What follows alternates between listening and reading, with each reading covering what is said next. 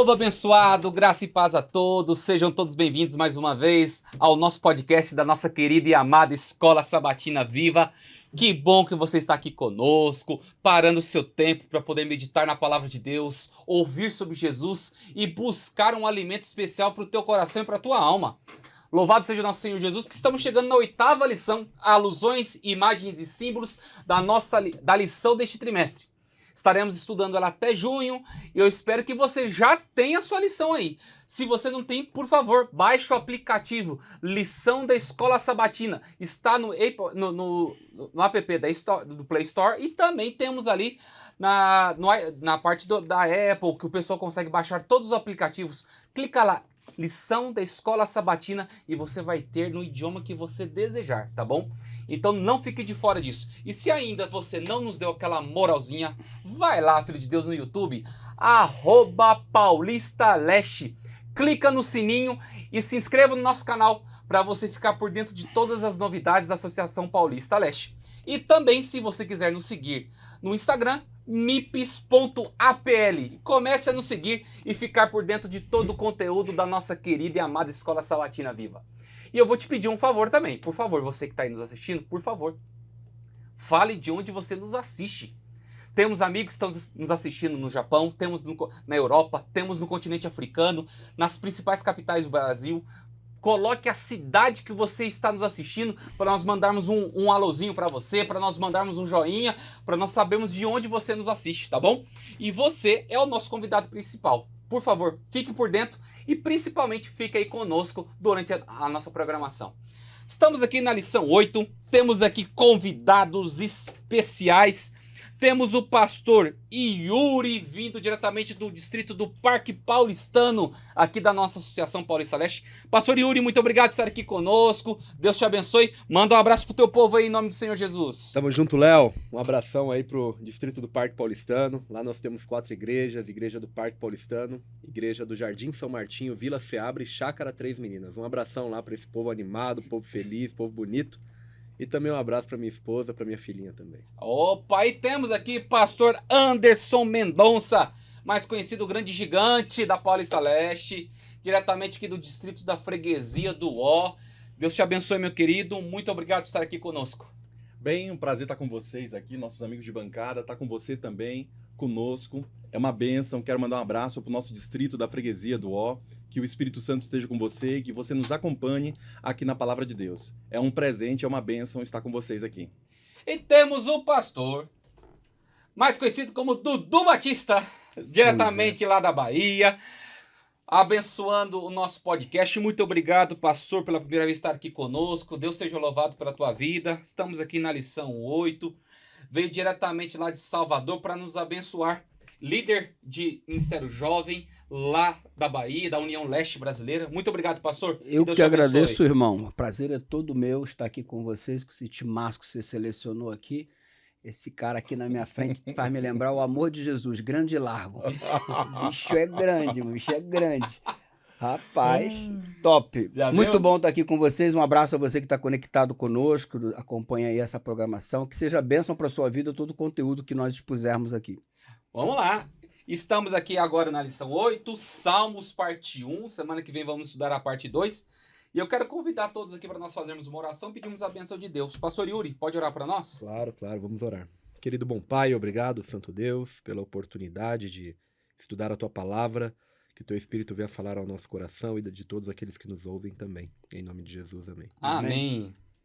Apocalipse capítulo 14, verso 1 diz: Olhei e eis que o Cordeiro estava em pé sobre o monte Sião. Com ele estava 144 mil, que tinham escrito na testa o nome do Cordeiro e o nome do seu pai. Esse é um assunto polêmico que às vezes algumas denominações tentam decifrar, né, sobre os 144 mil. É um grupo seleto de pessoas e eu gostaria que nós pudéssemos trabalhar esse assunto. Um dia eu estava numa rua, pastor Dudu, e de repente na rua, passando numa praça, e um pessoal que aborda as pessoas na rua, né? Bate de domingo na porta da casa da gente, no domingo cedo, às vezes. Me parou na rua e falou assim: você sabia que os salvos do Senhor vai ser somente 144 mil?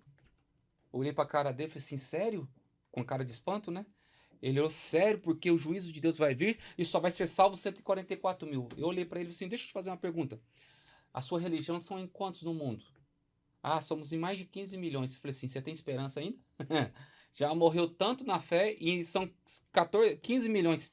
Você acha que você tá na frente da fila ou você tá no final dela? Ele olhou pra mim...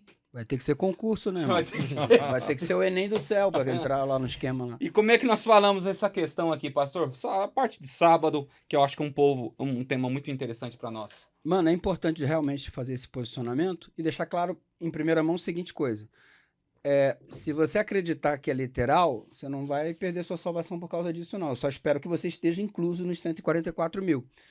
Agora, eu particularmente, eu vislumbro a coisa numa perspectiva simbólica, assim como a maior parte do livro do Apocalipse, tendo em vista que, a começar, você não tem mais 144 mil puro sangue das tribos respectivas colocadas na descrição bíblica. 144 mil puramente de Judá, 144 mil puramente de Efraim e assim sucessivamente. Então, se não existe nem na linhagem pura, nos próprios caras que são israelitas, e como é que você vai encarar nisso de forma literal? E outra coisa, só 144 mil pessoas terão a chance de entrar no céu? Deus amou o mundo de tal maneira, mas aí do mundo todo, só 144 mil desde Adão até os dias de hoje. Só hoje são mais de 8 bilhões de habitantes, né? Hoje, atualmente, e se você for contar toda a humanidade que já existiu desde Adão. Então, são tão poucos assim os que receberam a graça de Deus, eu tenho dificuldades para crer na literalidade. E mesmo porque o próprio conteúdo do capítulo 12 está envolto de coisas que são simbólicas. Então, por que esse detalhe do próprio texto seria literal? Você criar uma armadilha no processo de interpretação, criar uma confusão que, na verdade, o texto não proporciona. Vamos lá. Pastor Yuri? Aqui no livro de Apocalipse nós vemos, como disse já o pastor Dudu, o Léo também, muitas figuras simbólicas, né? O Cordeiro, o Monte Sião, no próprio versículo aqui 14, versículo 1, capítulo 14, 1. Então, quando a gente olha para todos esses símbolos, a gente precisa ir lá para o Antigo Testamento para primeiramente entender o que queriam dizer esses símbolos e trazer para a nossa vida também. Como foi dito aqui, né? Se for tudo literal, a gente não tem como nem interpretar o livro de Apocalipse e pensar que ele está sendo dito algo para os nossos dias também. Tem nada a ver, muitas vezes, com nossa cultura, nosso contexto, nossa geografia, etc. Então, a gente precisa entender de onde vêm esses símbolos, o que significam esses símbolos e como podem ser aplicados para a nossa vida, para o nosso contexto também nos dias de hoje. A Bíblia diz que devemos entendê-la um pouco aqui, um pouco ali. Regra sobre regra e regra e mais regra. Então, tem que ser analisado. A Igreja Adventista, sempre os teólogos analisam de forma geográfica, analisa também a literatura, como é que é escrita, e também analisa o contexto histórico.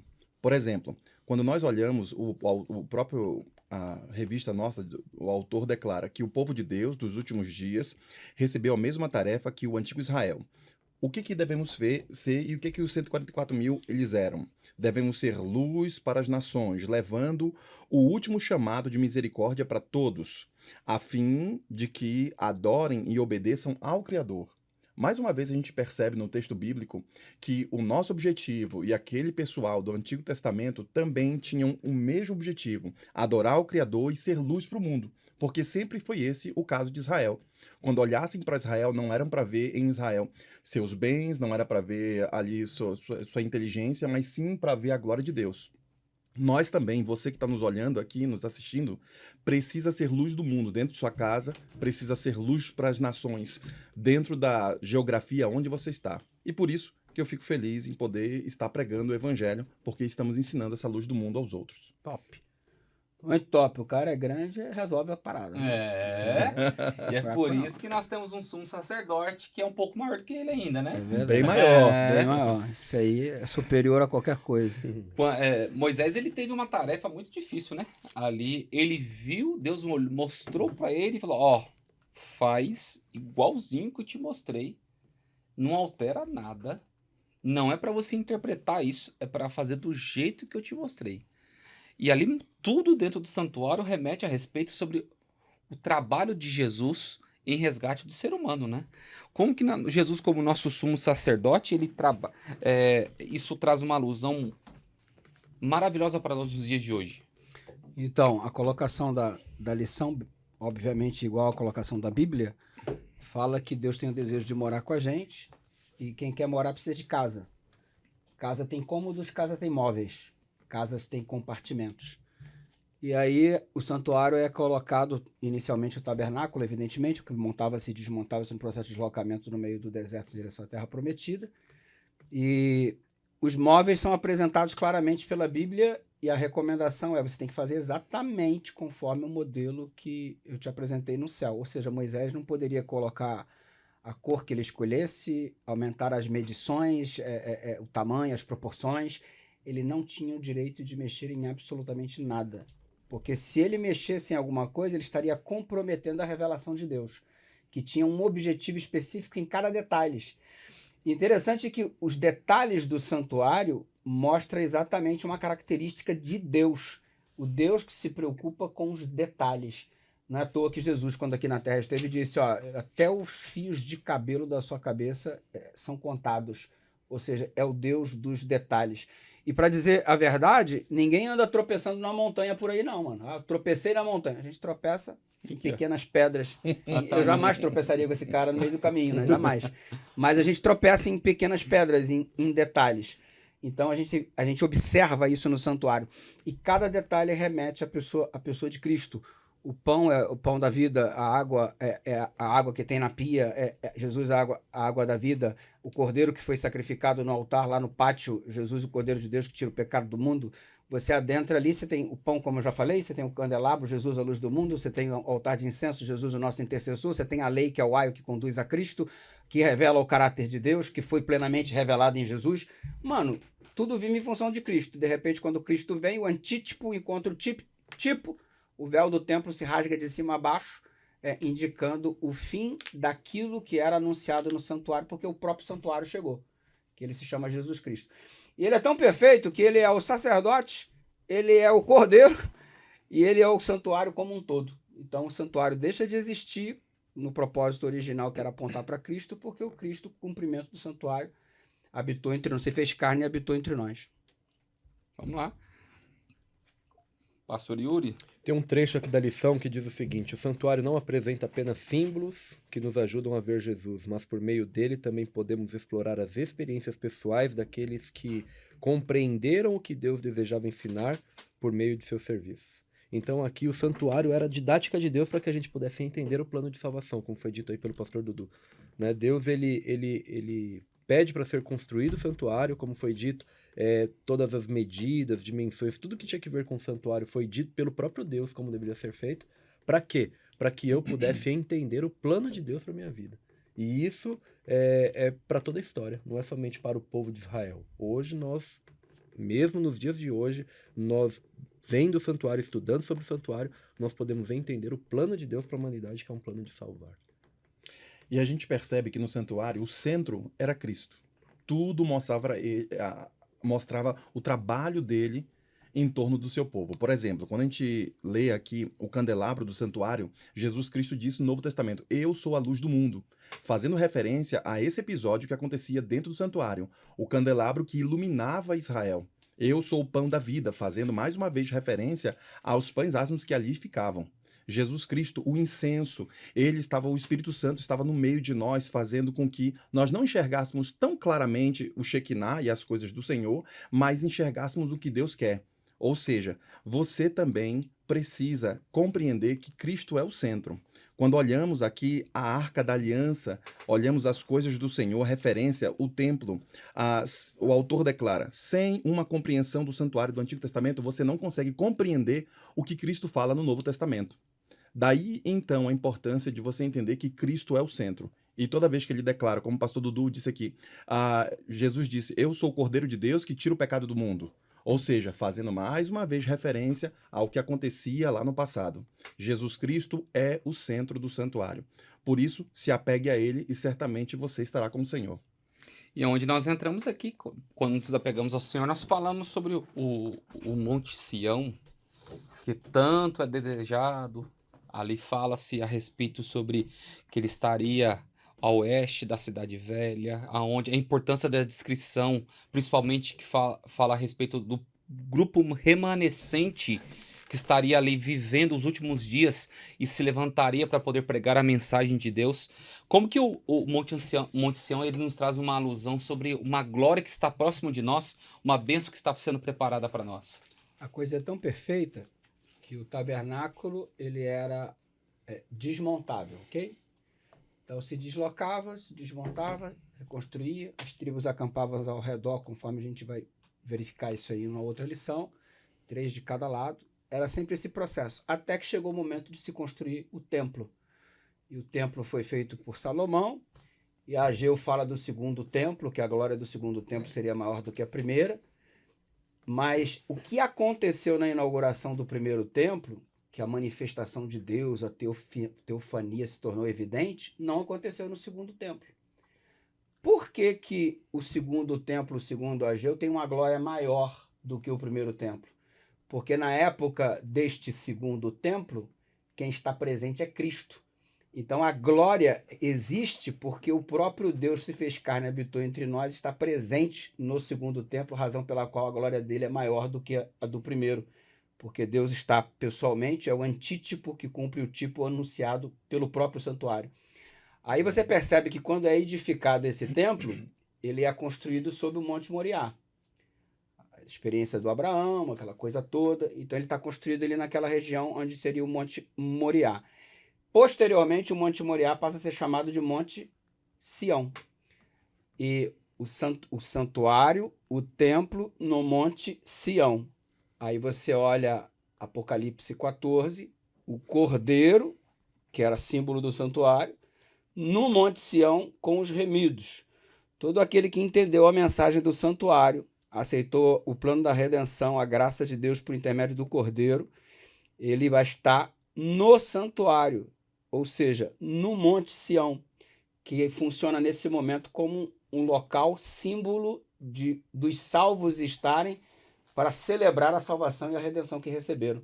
Então você percebe essa figura de linguagem a partir do Salmo 14, que o cara coloca a perspectiva dos salvos de Deus, lá, Davi, o autor do Salmo 14, ele coloca a perspectiva do povo de Deus no Monte Sião, e o Monte Sião, onde está o templo, e o templo no santuário celestial agora se remete lá, estaremos naquela região, no céu, com o sumo sacerdote. Amém. Pode. Quando a gente percebe essa descrição da Bíblia falando a respeito do Monte Sião, nós vamos para Salmos, nós vemos lá no livro de Salmo, capítulo 15, versículo 1, quem habitará no seu tabernáculo? Quem habitará no seu santo monte? Então, quando eu olho para a minha vida, eu fico pensando assim, como pode eu, pecador, estar um dia neste lugar? Então a lição ela deixa claro para a gente que, na verdade, o mérito não é nenhum nosso. O mérito é somente pelos méritos de Jesus. Então, pela graça de Jesus, um dia nós poderemos estar neste lugar, que fala a respeito dos 144 mil, né? Como que eu poderia estar dentro deste povo? Como que eu poderia estar dentro deste número que, como foi dito aqui há pouco, simbólico? Como que eu poderia estar dentro deste grupo? Somente pelos méritos de Jesus. Então que Jesus nos abençoe e nos ajude a cada dia para que estejamos sempre em seus caminhos, juntamente com o seu povo, com a sua igreja, para que um dia possamos estar neste lugar, analisando, verificando ali com os nossos próprios olhos ali a glória de Deus. Quando eu vejo o pastor Yuri falar aqui como podemos estar, o próprio enredo da lição declara: quem pode dizer honestamente que sempre vive em integridade? Quem consegue dizer isso? Ou que sempre de coração fala a verdade? Há um questionamento no próprio texto bíblico ao dizer: aquele que vive com integridade, que pratica a justiça e de coração fala a verdade. Então, quem é que consegue fazer sempre isso e nunca erra? Nenhum de nós conseguimos. Paulo diz que não há um justo sequer. Estamos todos no mesmo balaio. Já que nós não conseguimos, como é que vamos fazer para subir o monte de Deus? Você lembra que nessa conversa do monte de Deus, na segunda vez que foram feitas as tábuas, o próprio Deus falou: vem só você, Moisés, ninguém chega perto, e eu vou escrever novamente as tábuas para ti. Você tem que seguir um certo ritual aí para poder me encontrar. Ele mesmo pede para ver a glória de Deus, e você lembra desse episódio? E quando é para ver a glória de Deus, falou: olha, você não pode ver a minha face, porque se você ver minha face, você vai morrer. Eu vou deixar você ver de relance, um relâmpago, longe, numa fenda, e você vai me ver por trás de costa. Quem é que consegue? A Bíblia diz que o rosto de Moisés ficou brilhando durante dias. Quem é que consegue fazer isso? A própria lição declara: podemos ter a ousadia para entrar no santuário pelo sangue de Cristo, pelo novo e vivo caminho que ele nos abriu por meio do véu, isto é, por sua carne. Sem o sangue de Cristo, que esperança teríamos, como o pastor Yuri aqui declarou? Não há esperança se não for por Jesus Cristo. Por isso que nossas orações, toda vez que você fizer uma oração, faça assim, ó: eu quero que Deus abençoe fulano de tal, em nome de Jesus. Faça uma oração sempre em nome dele. Por quê? Porque o mérito só é dado se for em nome de Cristo. É por isso que absolutamente não há nenhuma chance para nós nos salvarmos com nossa própria força. Sim, somente com o nome de Cristo. Aí então você consegue subir no monte de Deus, aí então você consegue reinar com o Senhor. E onde nós participamos da questão da lição de terça-feira, que é a lei em nosso coração, né? Eu acho muito interessante que Deus se descreveu a Moisés quando ele entregou a tábua dos 10 mandamentos a ele. Ele permitiu revelar o seu caráter através da sua lei. Como é que é importante a lei de Deus estar no nosso coração? Porque Hebreus capítulo 8 que diz que Deus não vai escrever mais a sua lei em tábuas de pedra, mas agora escreverá em nosso coração. Então talvez um dos últimos atos de Deus seja escrever em nosso coração aquilo que ele deseja. E principalmente para que possamos viver. O que a lei em nosso coração traz de esperança para nós, pastor Dudu? E principalmente para os nossos pastores aqui. A lei no coração, ela não é o caminho da salvação. Sim. Ele escreve a lei no meu coração para que eu seja salvo. A lei é escrita no coração porque o acesso ao coração foi dado quando ele bateu a porta. Eu estou na porta batendo. Se alguém abrir, eu entro. Aí quando ele entra, ele escreve a lei no coração. Então, a lei é o resultado natural do indivíduo que está salvo em Cristo Jesus. Então você guarda a lei porque Jesus te salvou. Não é para você ser salvo. A lei funciona como um processo de consequência. Tudo gira em torno do cordeiro, né? Você percebe que o indivíduo confessa o pecado que ele possui sobre o cordeiro.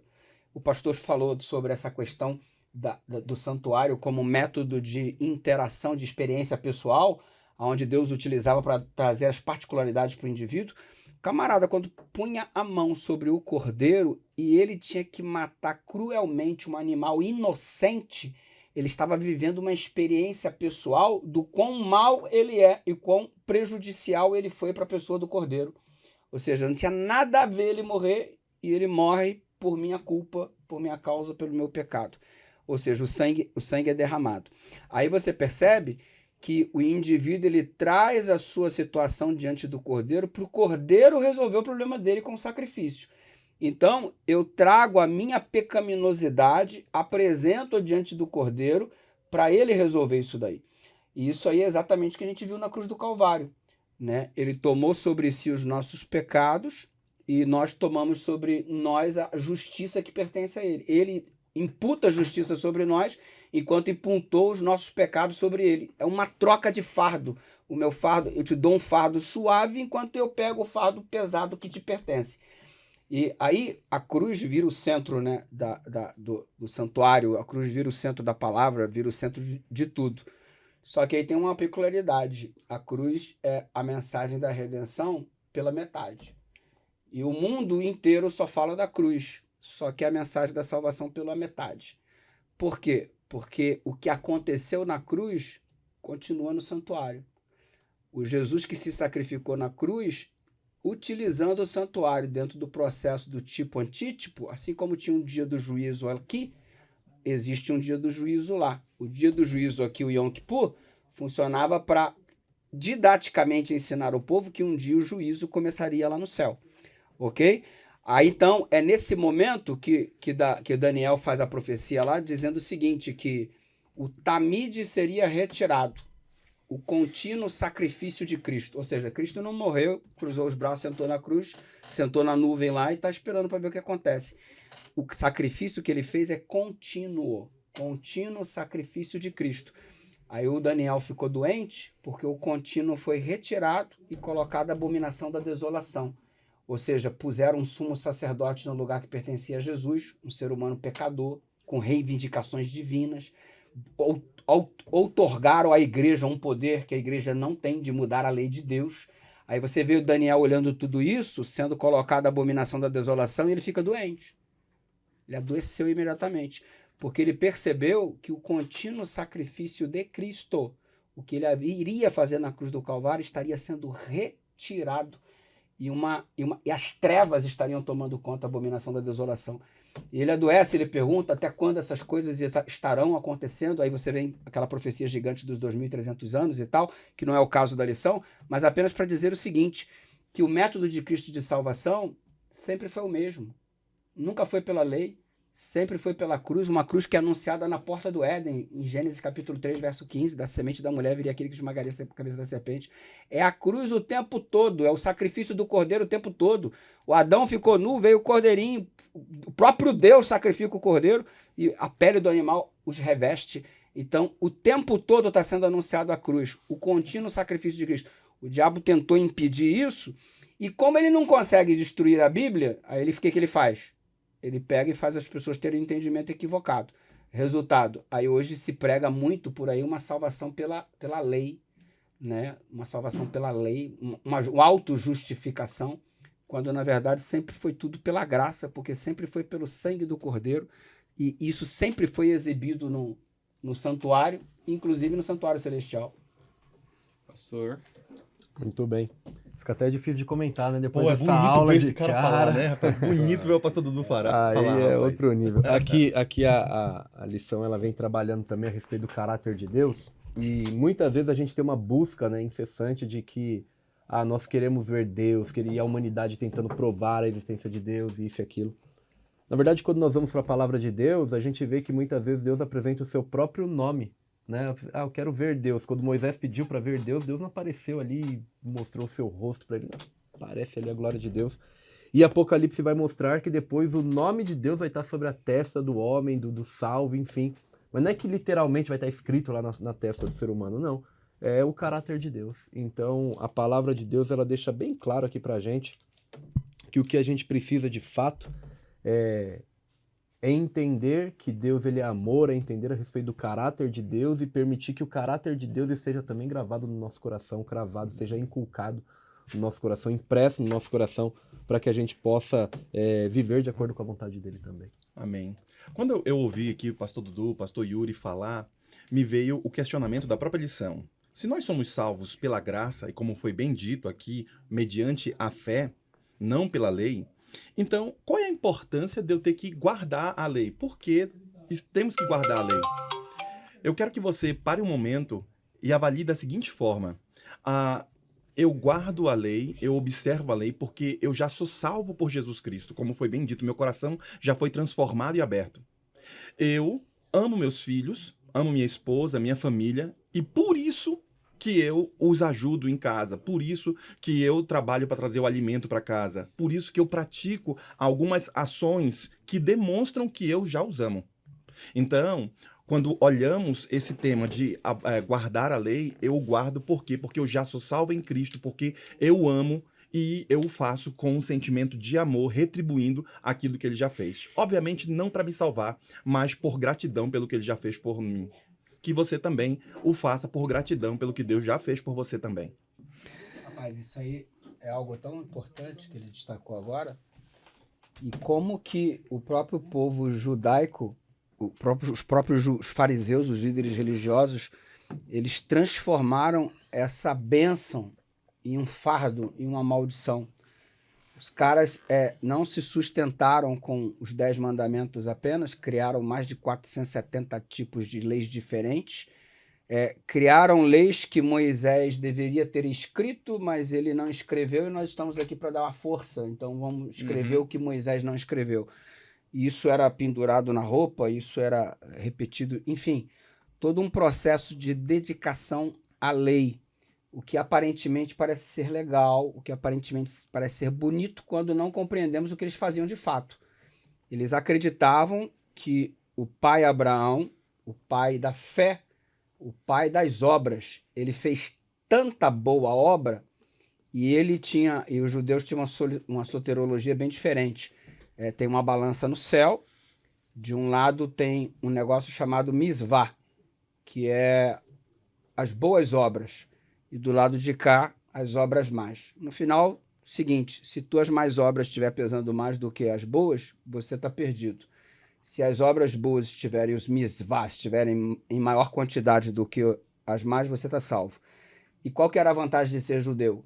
Porque o Abraão acumulou tanto crédito, tanto misvá, que pelo fato de eu ser descendente dele, isso era acreditado na minha conta só pelo fato de eu ser judeu.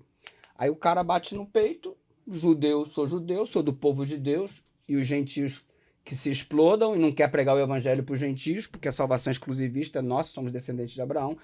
Eles pegaram a bênção da salvação, mano, e simplesmente fizeram esta obra de destruição para vincular essa autojustificação e essa série de privilégios especiais, que eu sou privilegiado por isso, privilegiado por aquilo, e consequentemente, o plano de Deus, de fato, o amor de Deus, ele é ofuscado dentro do cenário da salvação, porque eu simplesmente troquei o processo que Deus me expõe na palavra por uma tradição. Isso aí invadiu, dos judeus invadiu como um todo a igreja cristã. Durante a Idade Média era o processo de troca de favores, através de coisas que você faz, Deus te abençoa, a tua santificação é em função do que você faz, não do que Deus faz em você. Resultado, mano, é o grande conflito, né? É o cenário do bem contra o mal. E o cenário não é só de guerra da batalha final, é de ideologia, né? E aonde nós entramos para a parte de quarta-feira, o Salmo 5, que é... Ali começa-se a ver a oração de Davi, principalmente um salmo davídico, né? Que ele fala: Senhor, escuta as minhas palavras, considera o meu gemer. Atenta para o grito de socorro, meu rei, meu Deus, pois é ti a quem eu imploro. E Davi, nesse momento, ele começa a fazer algumas alusões que são importantes para nós, né? Uma vez que o nome de Deus é escrito no nosso coração, nós não podemos ficar mais em silêncio. Não tem como eu pegar a mensagem de Deus e ficar só para mim. Não, porque eu sou mais bonito que todo mundo, ela vai ficar só para mim. Como os judeus fizeram, achando que é uma salvação exclusivista. Não tem como eu falar que eu vou ser salvo sozinho nessa história. Eu tenho que pregar, eu tenho que falar sobre esse Jesus. O que essa lição de quarta-feira traz para o coração de vocês aí, pastores? Eu penso que a gente não pode ficar em silêncio. Uhum. Estamos vendo nossa família com fome. Estamos vendo o povo, a nação, os seres humanos famintos da graça do Senhor. Eu recebi essa graça, recebi essa bênção e eu não posso ficar sem distribuir, porque isso daí seria puro egoísmo. E certamente o egoísmo nos tiraria do reino dos céus.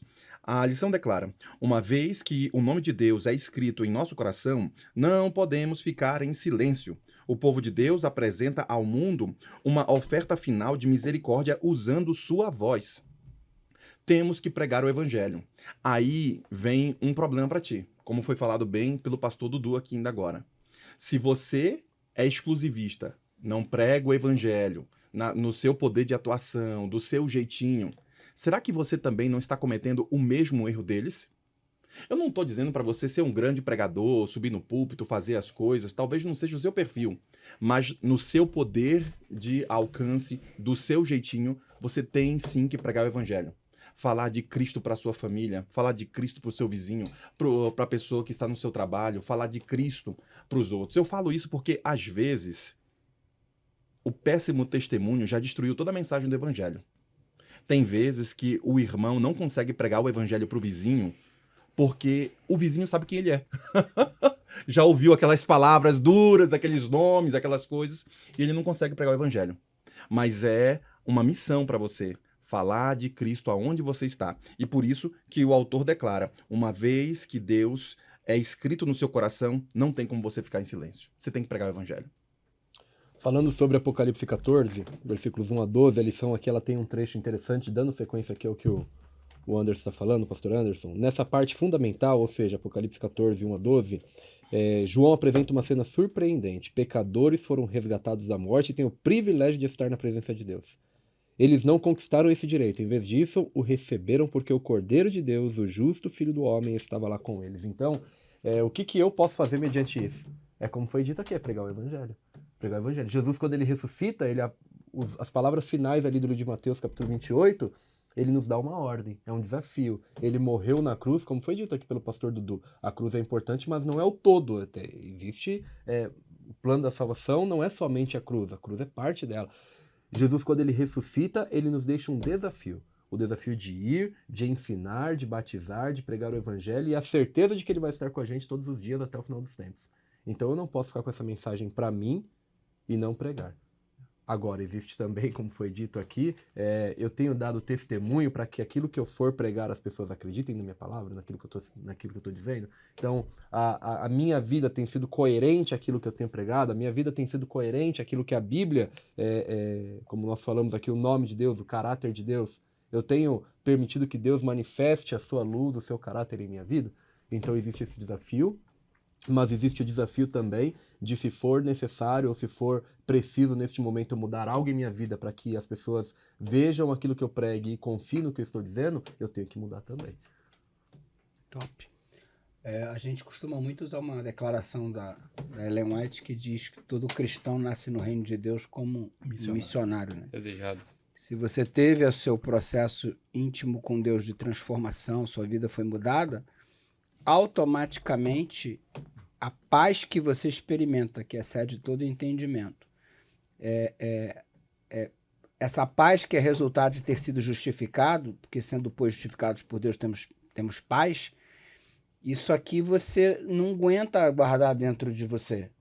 É como se você... Eu não sei se você já namorou escondido alguma vez, quando era moleque, já namorou um tempo escondido. A minha esposa, eu namorei um tempo escondido com ela, né? Mas, mano, assim, pensa na vontade de contar, pensa no negócio, cara. E quando a gente depois resolveu conversar com os familiares e tal, naquela época tinha que conversar com os familiares para pedir autorização, e a gente oficializou o negócio, mano, o que eu mais queria era contar, tô namorando com ela. Por quê? Porque é a coisa mais importante para você, o seu relacionamento, você tá vivendo aquilo intensamente, e aquilo tá te fazendo tão bem que você não consegue esconder. Que cristão é esse que esconde a fé, mano? Que as pessoas no teu ambiente de trabalho não sabem o que você professa, o que você acredita, ou o que você acredita de fato não é digno de ser compartilhado porque não é tão bom assim. É questionável a pessoa que não prega o evangelho, seja do modo que for, como o pastor falou, não precisa subir no púlpito, mas fazendo de alguma forma o seu processo de testemunho. É questionável, porque se todo cristão nasce no reino de Deus como missionário, eu até diria, ele só vai permanecer no reino de Deus se missionário ele continuar sendo. No dia que ele deixa de ser missionário, ele deixa de ser cristão, já reparou?